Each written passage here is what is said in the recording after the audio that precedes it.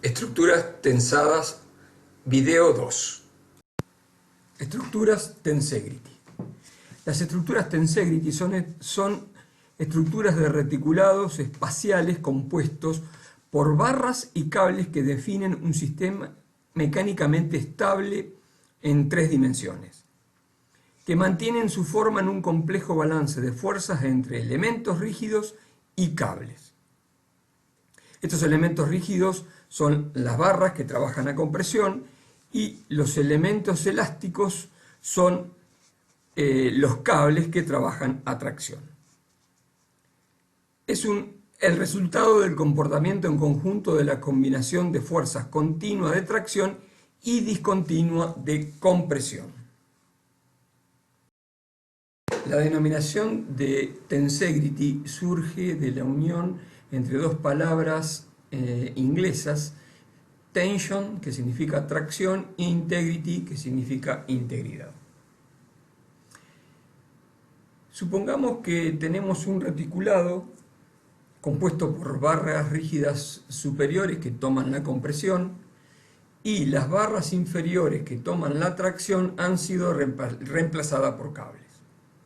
Si yo quisiera aumentar la luz de apoyo de este reticulado, tengo el impedimento que las barras rígidas no me van a permitir ampliar mucho la luz por un problema de la cantidad de material que necesito para tomar los esfuerzos de pandeo de esas barras. Una forma en que puedo reemplazar estas barras es aplicando esfuerzos horizontales opuestos de pretensado que me permitan absorber el esfuerzo de compresión y lo transformen en tracción. Logrando esa pretensión y logrando el esfuerzo de tracción, yo puedo reemplazar las barras comprimidas que tenía antes, comprimidas, rígidas, por barras de cables que ahora van a estar traccionadas. Como ya tengo cables arriba y abajo de este sistema de estructura, esto me permite salvar luces considerablemente mucho más grandes. Este sistema que se va combinando entre estructuras traccionadas superiores e inferiores me permite desarrollar el sistema de tensegrity.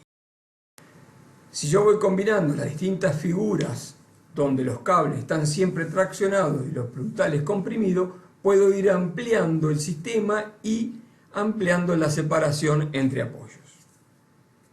Siempre que disponga el mecanismo de tensegrity debe resolverse, ponga la figura de descomposición de fuerza como lo disponga, tanto arriba como abajo. Siempre el mecanismo de tensegrity debe armarse para que este sistema funcione. Las estructuras tensegrity se caracterizan por redistribuir los esfuerzos a todos los elementos que la componen. Un aumento de la tracción en un elemento se transmite en aumento de tracción para todos los cables del sistema. No hay elementos comprimidos continuos que lleguen al suelo. Como se puede apreciar en esta estructura que vemos acá, no hay una continuidad de elementos comprimidos unidos unos con otros. Los autores de este sistema fueron en principio Buckminster Fuller, junto con un artista plástico que era Kenneth Snelson. Fueron los que en principio desarrollaron este sistema, y Buckminster Fuller decía que la tensegridad estaba constituido por pequeñas islas de compresión, los puntales, en un mar de tracciones que eran los cables. Un ejemplo interesante de las estructuras tensegrity lo constituyen la escultura Needle Tower del escultor Kenneth Snelson. Se trata de una torre de unos 20 metros de altura en que los elementos comprimidos no son continuos hasta el terreno, como dijimos anteriormente.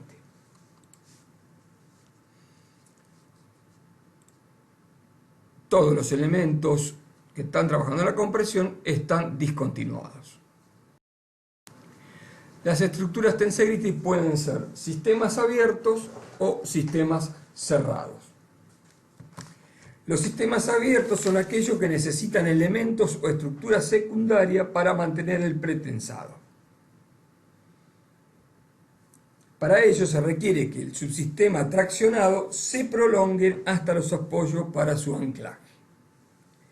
Los sistemas cerrados son estructuras más estables, conformadas en sí mismas, y normalmente estos tipos se usan como cúpulas o domos.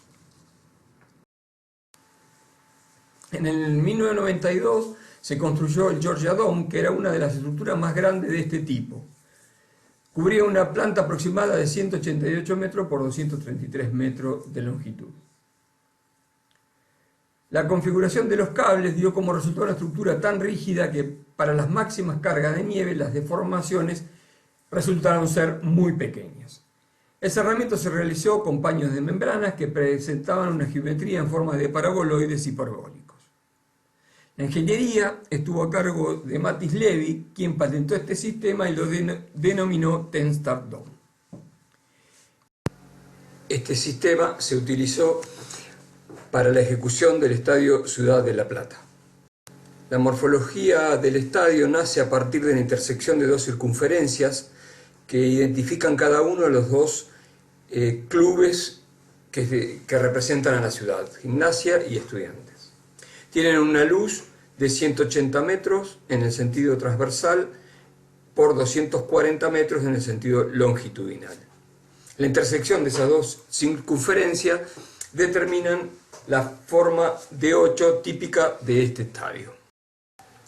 El Tensegrity está conformado básicamente por un anillo de compresión que está en todo el perímetro de la parte superior de las gradas, 3 anillos concéntricos que formado por cables traccionados, una red de cables superior y una red de cable inferior que empiezan a formar la estructura Tensegrity, todos ellos separados por una serie de postes o puntales que van conformando o apoyándose en los anillos concéntricos. La particularidad de la forma de 8 hizo que el anillo de compresión no siguiera con una línea, digamos, continua o constante, lo que hace que se generen tensiones distintas para darle la continuidad de anillo de compresión, para lo cual fue necesario construir una viga en ese punto intermedio de 180 metros de luz. Posteriormente, arriba de todo lo que es la estructura de Tensegrity, se apoyó o se encuentra ubicada todo lo que es la membrana tensada, que en este caso no es parte de la estructura portante o soportante de la cubierta.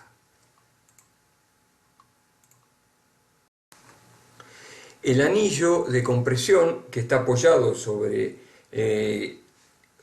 la parte superior del terraplén de gradas, está conformado por una estereoestructura a la cual llega en el nudo superior todo el apoyo de la estructura Tensegrity, y a partir de ese punto también se suspenden en todo lo largo de todo el perímetro del anillo todos los palcos. O sea que los palcos no están apoyados directamente hacia el suelo, sino que están soportados a través de esos tensores metálicos que convergen hasta el punto superior del anillo. La cobertura es una membrana llamada Ultralux PTFE, FB. El PTFE es politetrafluoruro de etilo y es el que protege todo el resto de la capa de fibra de vidrio, que es la capa que le da tenacidad a la fibra. O sea que la capa que conforma, las distintas capas que conforman a la membrana son las siguientes. En la parte superior, una capa de protección formada por PTFE, más una capa maciza. Después viene una segunda capa de PTFE que se encapsula o se mezcla, mejor dicho, con la capa de fibra de vidrio para darle la protección contra la humedad, y así sucesivamente en forma invertida hacia abajo. En total, la membrana mide 800 micrones, es decir, 0,8 milímetros de espesor. La energía solar que irradia sobre la membrana, un 14% de esa energía es absorbida por la membrana, transmite el 13% de esa energía hacia abajo y el resto es toda energía reflectante. Por eso el inconveniente para que crezcan los pastos directamente debajo de estas membranas. La forma de vínculo, de cómo está tomada cada paño de membrana, es a partir de esa circunferencia que vemos ahí, que vendría a representar cada uno de los cables que tienen, en este caso van entre 10 centímetros de diámetro y 7,5 centímetros de diámetro. Una mordaza se toma alrededor del cable y se amarra este apoyo para permitir que después arriba se empiece a distribuir el resto de la membrana. Estas abrazaderas son de aluminio con pernos de acero inoxidable, un elemento que se llama espaciador, que lo que hace es separar a la membrana de los cables, y sobre todo cuando las membranas llegan al nudo se puedan ir separando e ir esquivando el nudo. Posteriormente arriba viene una planchuela de aluminio y sobre esa planchuela se apoyan las membranas a cada lado, digamos, en cada uno de los espárragos estos de acero inoxidable. Debajo de la membrana se pone un aislante, que es una goma para evitar que ésta se rompa. Arriba se vuelve a colocar otra segunda goma y por último se pone estos canales de aluminio con una tuerca en la parte superior que terminan prensando la membrana a la planchuela de aluminio. Todo este sistema en lo que se llama clamping. Esta es una foto, digamos, real. Ahí podemos ver las dimensiones que tiene cada una de estas piezas, que están colocadas cada 60 centímetros sobre o montadas sobre todos los cables perimetrales que tienen las membranas. Esta es la parte superior, como posteriormente se fueron cerrando el clamping y donde queda vinculada una membrana con la otra. Posteriormente, sobre estos dos canales de aluminio se terminan protegiendo con una membrana que hace de cupertina, que se sueldan a ambos lados para evitar que así entre la lluvia a través de esta unión. Ahí la vemos un poco más de detalle.